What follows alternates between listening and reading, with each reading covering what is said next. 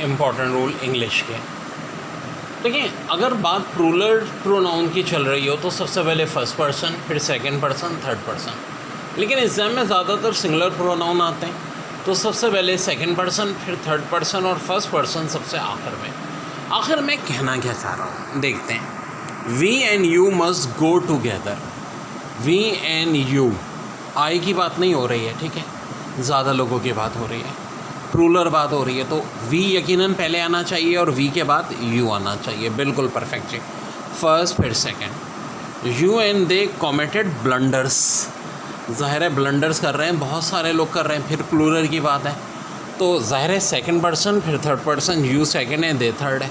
Awesome.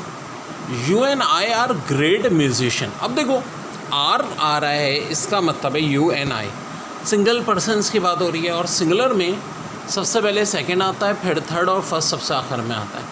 Third verb चूँकि इसमें मौजूद ही नहीं था, थर्ड प्रोनाउन, इसलिए you and I are great musician. बड़े ज़बरदस्त रूल शुरू कराए मैंने अभी फ़िलहाल प्रोनाउंस के, इंशाल्लाह इससे बहुत परफेक्ट हो चुके। Both you and he must obey the orders.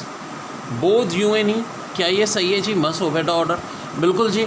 यहाँ भी सिंगुलर प्रोनाउन यूज़ हो रहा है, तो इसलिए सेकंड पर्सन होना चाहिए, फिर थर्ड पर्सन होना चाहिए, ही थर्ड पर्सन है। He and I are great musician.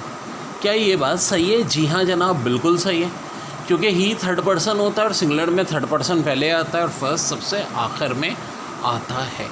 तो बड़े इंपॉर्टेंट इंग्लिश के रूल्स हैं बच्चे। बड़ा अच्छा है। Each girl and each boy must be decent in his behaviour. क्या ये सेंटेंस सही है? जी हाँ।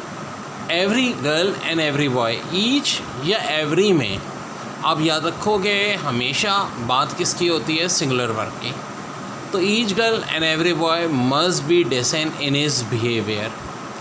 अब यहाँ पे हिज बिहेवियर की बात क्यों आ रही है? देखो एंड आ गया था और एंड के बाद बात हो रही है एवरी बॉय की, तो must be decent in his behaviour. Each mango and each guava is sweet.